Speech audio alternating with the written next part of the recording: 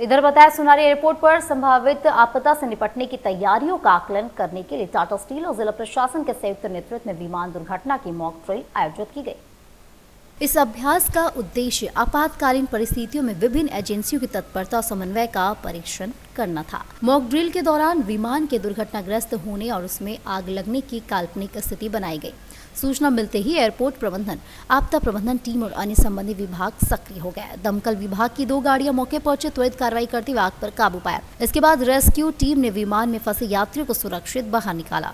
घायलों की भूमिका निभा रहे लोगों को प्राथमिक उपचार देने के बाद एम्बुलेंस के माध्यम से टाटा मेन हॉस्पिटल भेजा गया। अभ्यास के दौरान राहत एवं बचाव कार्यों, आपातकालीन प्रतिक्रिया प्रणाली तथा विभिन्न विभागों के बीच समन्वय की भी समीक्षा की गई। मौके पर टाटा स्टील के सेफ्टी विभाग, जिला प्रशासन, दमकल विभाग, स्वास्थ्य विभाग और अन्य संबंधित एजेंसियों के अधिकारी मौजूद रहे। सेफ्टी अधिकारी निभा शर्मा ने बताया कि ऐसे अभ्यास आपदा की स्थिति में त्वरित एवं प्रभावी कार्यवाही सुनिश्चित करने में महत्वपूर्ण भूमिका निभाते हैं। मॉक ड्रिल में ये बताया गया है, एक मॉक ड्रिल के अंदर जो हमारी फ्लाइट थी वो जो भुवनेश्वर से आ रही थी, वो लैंडिंग के समय वो क्रैश करी है। अभी तक कोई कैजुअलिटी रिपोर्ट नहीं हुई है। हमने मौके पे तुरंत एम्बुलेंस, फायर ब्रिगेड सब कुछ आ गया है और सिचुएशन को एक्सेस किया जा रहा है। जो भी घायल अगर है तो उनको ले जाया जा रहा है हॉस्पिटल।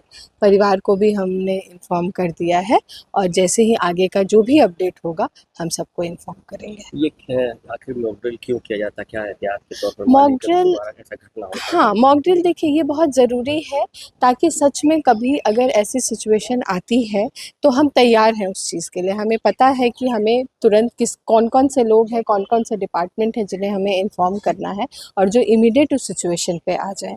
तो इसलिए हम बीच-बीच में ये मॉक ड्रिल कराते रहते हैं ताकि हम देखें कि अगर हम कहीं लैग कर रहे हैं तो हमें उस पे काम करना है और सारा जो प्रोसेस है वो स्ट्रीमलाइन है कि नहीं है। साथ ही एयरपोर्ट की सिक्योरिटी को, साथ में एयरपोर्ट की सिक्योरिटी को, तो इंटायर जो हमारा एविएशन विंग है वो बिल्कुल स्ट्रीमलाइन प्रॉपरली कर रहा है, इसलिए हम ये मॉक ड्रिल करते हैं।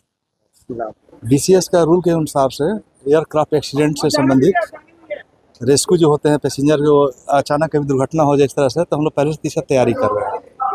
तो सीनियर अफसर का सब निर्देश था, हमारे SSP साहब का, DCS ब्यूरो सिविल एविएशन का निर्देश था, DGC का निर्देश था। इसके बिहार पे रूटिंग वाइज हम लोग किए अभ्यास। कैसे क्या हुआ, थोड़ा सा बताएंगे? जैसे हम लोग को पता चला कि दुर्घटना हुआ, एक एयरक्राफ्ट एक डेमो की तरफ से हम लोग तैयारी किए और उसके हिसाब से जो रेस्क्यू टीम, एम्बुलेंस का क्या रोल है, सबका टाइमिंग नोट किया गया कि कितनी देर में कौन गाड़ी आया, कितना गाड़ी, किसका रोल क्या था और जिसका जो अपना काम किस तरीके से किया, पूरी तरह किया कि नहीं। जो कमी बेसी होगा हम उस पर अभी डिस्कस करेंगे। जो आग भी लगाई गई थी जी हाँ जी, वो एयरक्राफ्ट का हम लोग एक डेमो की तरह आग लगाए थे। उसको एयरक्राफ्ट माने थे हम लोग। कितने फायर ब्रिगेड और कितने एम्बुलेंसेस? अभी हम लोग काउंट करके बताएंगे कितने आए। हम रेस्क्यू टीम में थे, हम रेस्क्यू मतलब हम कॉर्डन कर रहे थे या अनजान आदमी आए नहीं,